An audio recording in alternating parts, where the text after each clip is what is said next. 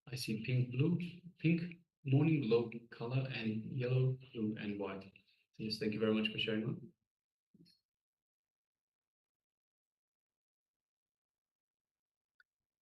All right, so let us move on to the verification stage. So yes, this was the image that we displayed for you. It is a beautiful image. It looks like close to being a sunset. There's heavy cover of clouds, heavy cloud cover. We can see the sea or the ocean in the background. You can see the sun just lighting up those clouds, looking like the clouds are on fire. We have some tall palm trees and some smaller palm trees around. We see what looks like a fence, or perhaps a pathway, gray in color. We see some buildings in the far distance on the right-hand side. And yes. All right, so let us have a look. So Ma Yang Yan Hong shared, I see pink blue. So we do have, because it looks like a sunset, we do have that pink blue type look. When you have the sea and the clouds in the far distance, the horizon meeting up. Morning glow, so we have, it's I think it's sunset, but we do have that glow color, and yellow, blue, and white. We have yellow, we have the white in the sky, and blue as well in the sky as well. So yes, thank you very much for sharing mine. Congratulations for manifesting this power of third eye vision. All right, so with this, we'll be entering into today's theme itself. And today we have the theme for your path to Euphoria. And the deity is Lingodhva. Now, she will be gracing us as Lingodhva. So, Lingodhva is the time shaft, the eternal time shaft that happened, that the shaft of light which is eternal. And there's a story behind it, that when Shiva emerged from this as a time shaft, as a light shaft, where there was no end or beginning, Brahma and Vishnu were actually went on finding the end and the beginning of this light shaft. Brahma went up, and he was just going, but he was not able to find the beginning. But he saw somewhere a flower, and he convinced a flower to be a witness that he has actually seen the beginning of this light shaft. So at the same time, when Vishnu was going down, he realized that he is not able to find the end of this light shaft. Both of them returned and asked Mahadeva and told Mahadeva that Brahma told that I have found the beginning, and I have an eyewitness, which is a flower. Vishnu was very transparent. He knew that he didn't find, and he told that he was not able to find. So Mahadeva, he was pleased with Vishnu that he was truth about his finding, but he was very furious at Brahma that because of his ego, he was not accepting that he was not able to find the beginning. He cursed Brahma that he will not be worshipped in any of the temples. And now he doesn't have, and he cut his Brahma doesn't have any temples in anywhere. And so this is the story of the time shaft, the light shaft, which is eternal. Mahadeva himself is eternal. That happened as Lingodhava.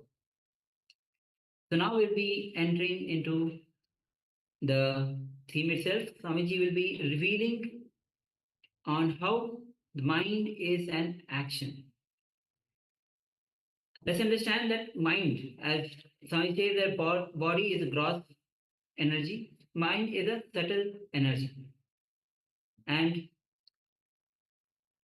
beautifully, as Swamiji will be guiding us through this session through the Patanjali Yoga Sutra, where Patanjali says, yoga is cessation of mind. Just as we walk, and we can stop, we can rest, we can stop. As we move our hands, and we can stop our movement. Just like that, mind is an action. We can stop anytime we want. And mind is just one part of the brain.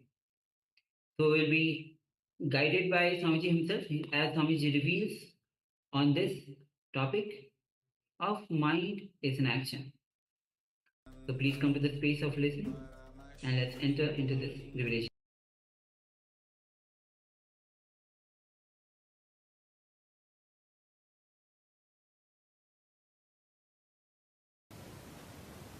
The first sutra, let us enter into the first sutra.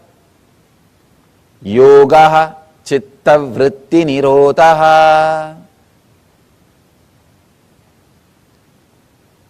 The translation is withdrawal from mental thought patterns is yoga.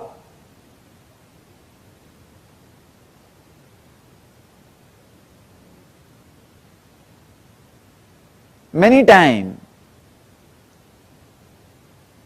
when these truths are expressed, people who come with a deep devotion and respect, suddenly that click happens. I have seen many times, the same truth, same word I will be expressing to different people, but when they come with a deep devotion, suddenly the click happens.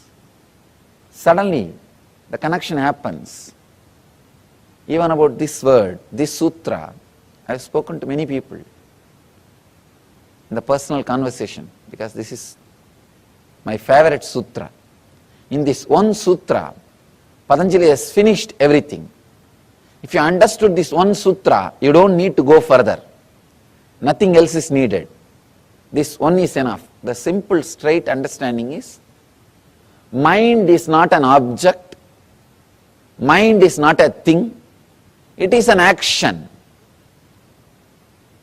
So people ask me, how to stop mind? How to go beyond mind? Every day I am put this question. I can say this is a frequently asked question, most frequently asked question, FAQ. Wherever I go, there will be at least 10 people to put this question. I tell them, mind is not a thing to be fought with. Mind is not a thing to suppress it. Mind is not a thing to destroy it. It is an action, you know. It is an action. See, just like you are walking. If you don't want to walk, what you do? You just sit. Like you are talking. If you don't want to talk, what you do? You just be in silence. Same way, mind is an action. If you don't want, don't do it, that's all.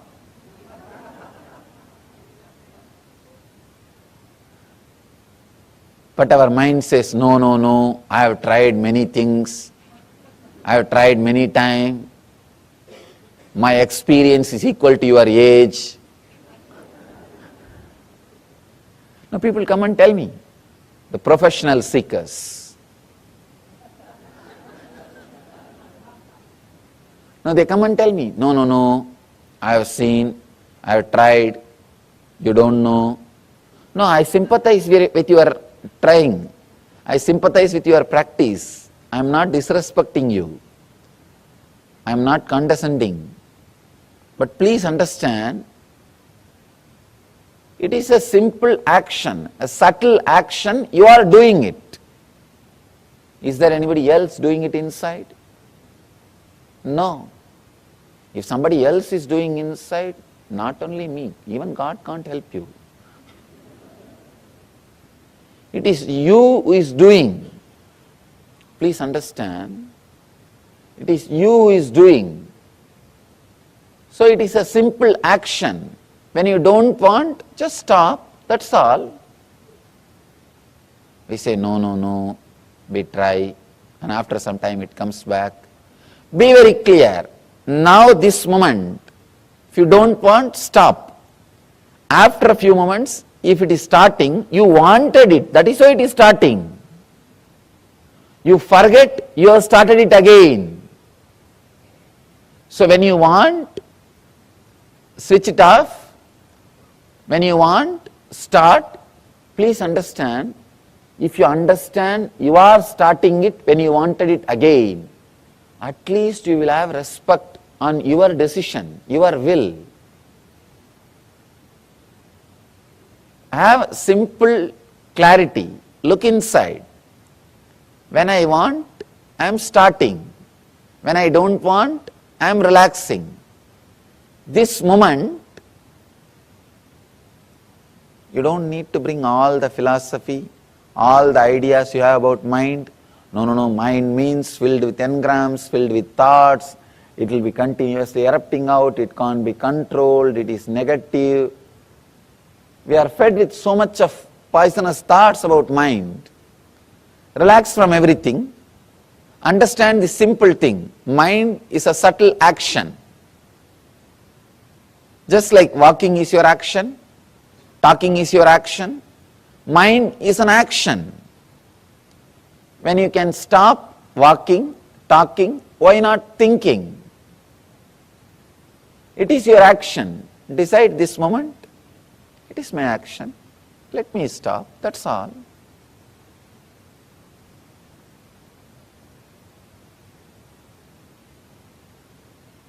Now mind says, no. It is not that simple. I have tried many years. See, even now I am stopping, it is not stopping.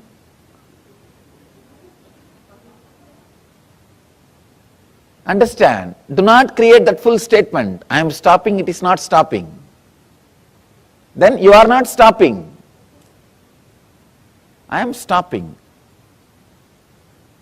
That's all. Then again, I want to tell something or I want to do something. That is why it is starting again. So look little in. With little devotion, if you approach the sutra, you will have that click. Yes, what he means is right. Just little shift in the approach, little shift in the attitude, little shift in the understanding. What he says is right. If it is getting started again, we are starting it. Maybe we forgot we are starting it. We are forgetting that we are starting it. Please understand. It is we who are stealing our own things from ourselves.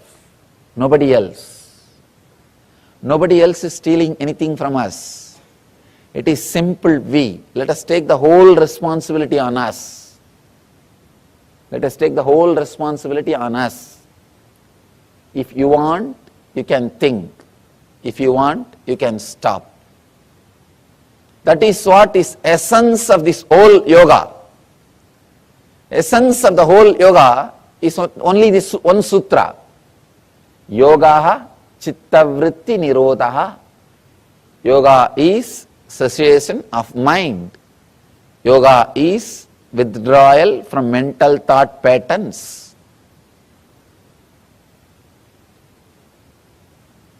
Mind is not a thing. It is an action. If you are sitting, did you ever ask, what happened to my walking?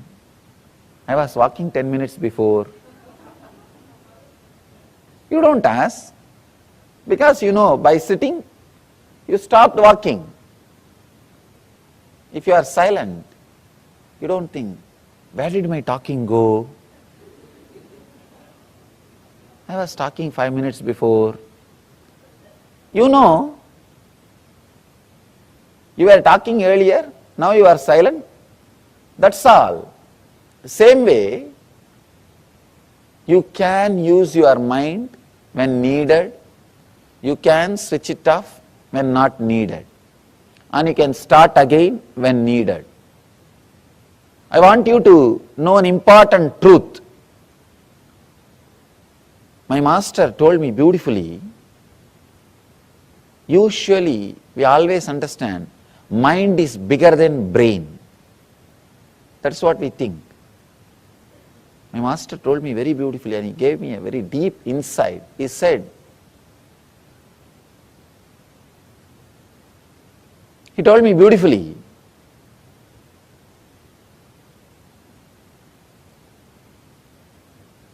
one action of brain is mind. I was shocked. I was shocked when I heard. He says, one action of your brain is mind. With the leg, you can do many things. Walking is one action. You can do kicking or playing. So many other things can be done with the leg. Walking is one action. Same way with the hand. Eating is one action. So many other things can be done by the hand. Eating is only one action. Same way, he says very beautifully, thinking is a one action of your brain. Mind is one action of your brain. I was shocked. We always think brain is just physical, mind is subtle, because of that mind is more powerful than the brain, and mind is everything. When I started experiencing, I understood true. Mind, what you think as mind, what you experience as mind, is only one action of your brain. See, if I realize moving is only one action of my hand, I can relax. If I want, I can move. If I want, I can relax. Same way, thinking is only one action of my brain. I can start when I want, I can relax when I don't want. Understand this one truth. Thinking is one action of your brain. If you want, you can relax from it. You can rest from it.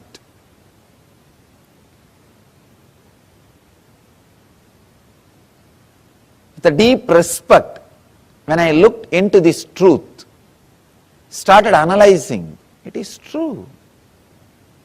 It is true. When I learned how to be silent, I understood. Even when you are silent, your whole body is functioning. It means mind is only one part of your brain. Without the mind also, brain is able to operate your day-to-day life. Brain is able to live your life, I can say, in a much better way. In a much better way. Without having what you call as mind and living your life is what I call living enlightenment. That is the essence. Realizing mind is only one part of your action, mind is only one part of your brain, and living without that part or living independent of that part. When you want, you can switch it on and use. When you don't want, you can switch it off and relax. Living independent of that part is what I call living enlightenment.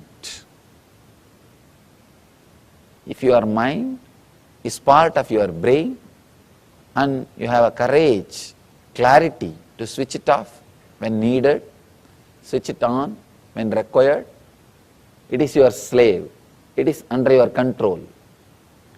If it is otherwise, if it is an industry, then please understand, you are slave to it. These are some of the important truths, I can say essence. Patanjali is not telling stories. He is not giving you anecdotes. He is not giving you jokes. He is not wasting by telling examples. He is very straight. He is very straight, delivering the truth immediately. In the first sutra, he has delivered the whole book. Now whatever he is saying, it's only going to be different methods. In this one sutra, if you realize, if you understand this one sutra, if click happens with this one sutra, you don't need further. You don't need anything else. Just this one sutra is enough. Sit, understand. Mind is an action, my own action. I can stop.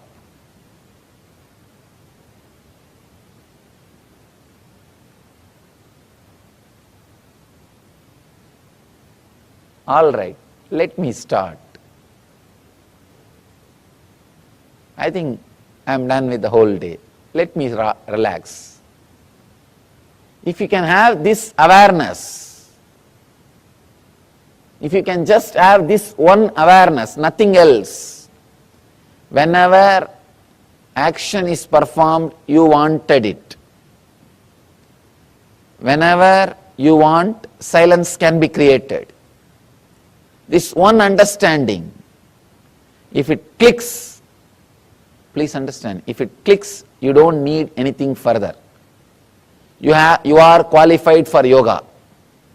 These two sutras, first sutra, Ata Yoganusasanam. Now let us enter into the experience of yoga. And second sutra, yoga is cessation of the mind. These two sutras need to be understood. If this second sutra gives you the click, you are qualified for yoga.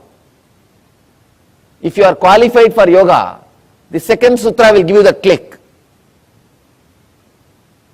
If you have objections, no, I don't think it is so easy. I have tried this, I have tried that, I have tried many methods. I know it is not that easy. My mind is filled with negativity. May not be your mind, Swamiji. You are born and brought up in a very spiritual situation. You don't know about my mind. How much of conditioning and problems I had. I had a very abusive childhood. Still I don't understand that word. Sorry to say that. Wherever I go, people say I had abusive childhood. What do you mean by that word?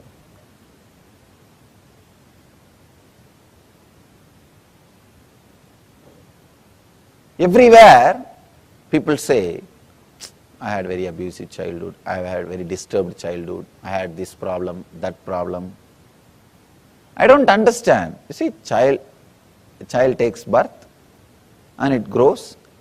Any situation in which it grows can be made into one more complaint. After you grow, you can always complain. Any situation it can be, you can start complaining.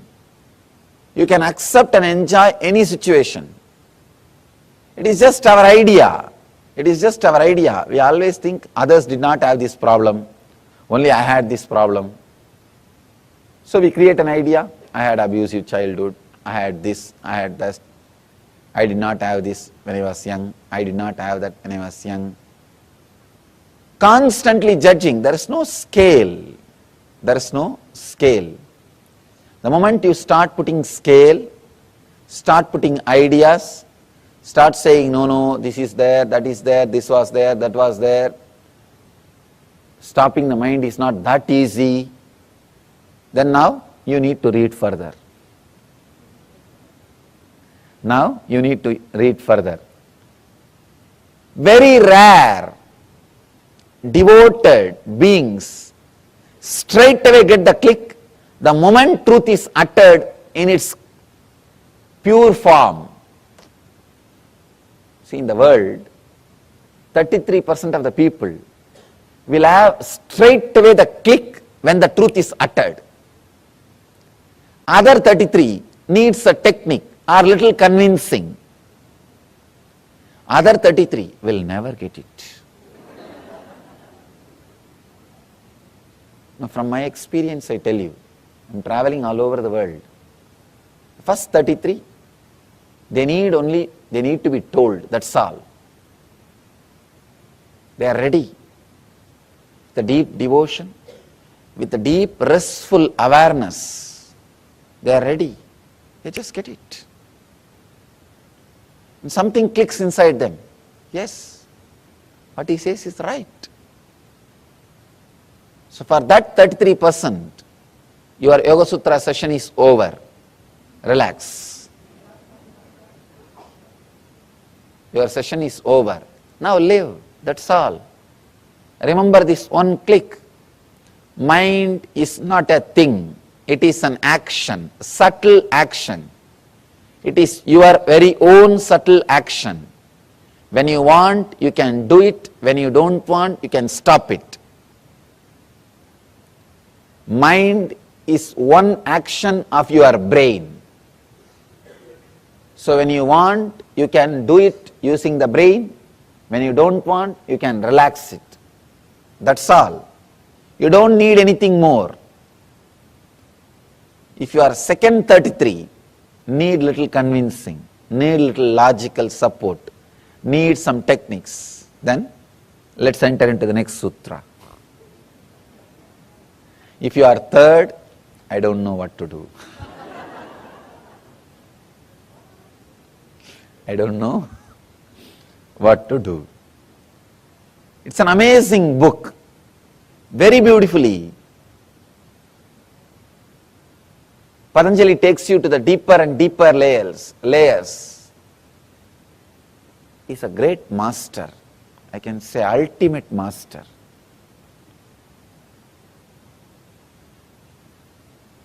He has solution even for the third 33. When you go deeper, he has solution. There's a beautiful story. One guy was traveling, sitting on his donkey, and the tail of a donkey, a goat was tied. 3 thieves saw him. One thief said, I'll steal the goat from him. The other guy said, I'll steal the very donkey on which he is sitting and traveling. The third guy said, I'll steal the very clothes he is wearing. First guy slowly started walking behind the donkey. The donkey, in the goat's neck, there was a bell ringing continuously. So that guy who is sitting on the donkey, he knows if the bell is ringing, the goat is following. So he was walking, he was traveling. This thief slowly removed the bell from the goat's neck and tied it the donkey's tail. Donkey was continuously ringing the bell and that guy was walking. He took away the goat and ran away. Second thief was walking continuously with this guy. After some time, the guy was sitting on the donkey. He stopped and turned back. He saw the goat is missing. He asked the second thief, what happened to the goat? Second thief said, just now somebody took it and ran. Run. Go and catch. This guy said, all right, take care of my donkey. I'll go and bring my goat. He ran to get the goat. This fellow ran with the donkey. The third thief was following him. When this guy was completely tired and understood he lost his donkey also, he came near a well. This third thief was sitting near the well with a long face. This guy asked, what happened to you? Why are you sitting with a long face? Third thief said, no, my treasure is lost in this well. It is inside this well. I don't know how to swim. If you can get in and take this out, 50-50. And this guy said, all right, I'll now make it up. I lost my goat and donkey. Now I'll make up in this one situation. Please have my clothes. I'll jump and bring the treasure out. When he jumped, this third guy ran away with the clothes. Patanjali is the third guy. He can really do his job. He can really do his job. He can teach even for the third level people. Step by step he is teaching, that's all. Step by step he is teaching. He can take away everything from you. Actually, if you lose with Patanjali, you will gain ultimately. That's a beautiful saying. stotra from Ramana Maharshi, a great enlightened master from my hometown. He is singing towards Shiva. He says, I lost me in you and gained you in me. Who is the winner? You gained me, but I gained you. Who is the winner? So if you lose with Patanjali, you will lose you, but you will get Patanjali. Patanjali may have you, but you will have Patanjali. So get ready to lose yourself into Patanjali.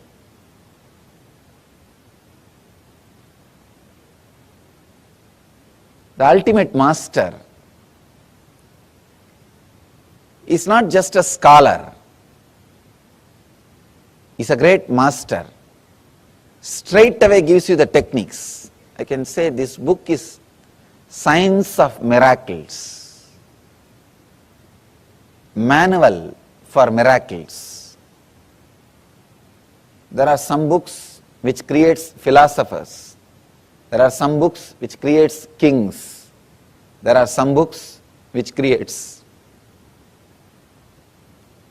business people. This is the book which can create masters who will create religions. This is the book which can create masters who will create religions.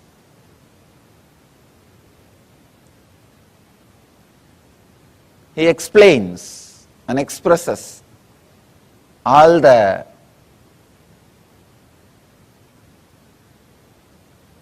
inner science or secrets of the miracles and spiritual experiences. This sutra, withdrawal from mental thought patterns, is yoga. Yogaha chitta vritti nirodhaha, needs to be understood from another dimension. Let me try to explain this, the another dimension. Actually, when the chitta vrittis, when the mental patterns are stopped, suddenly you enter into a different zone. It's like if all the threads which are tying the balloon, if it is cut, suddenly balloon flies to a different space. Same way, for all the thoughts which are pulling you down, if it is cut, your consciousness soars to a different height. It reaches a different zone. It stays in a different zone.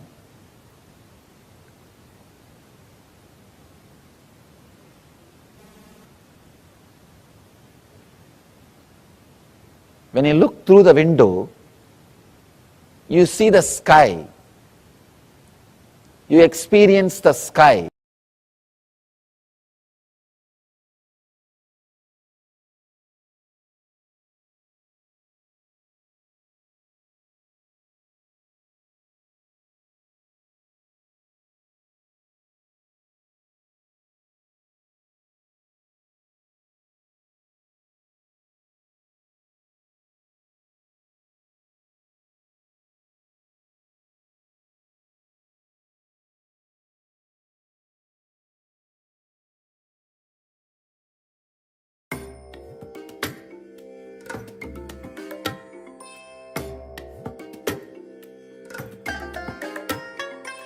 I bless you all.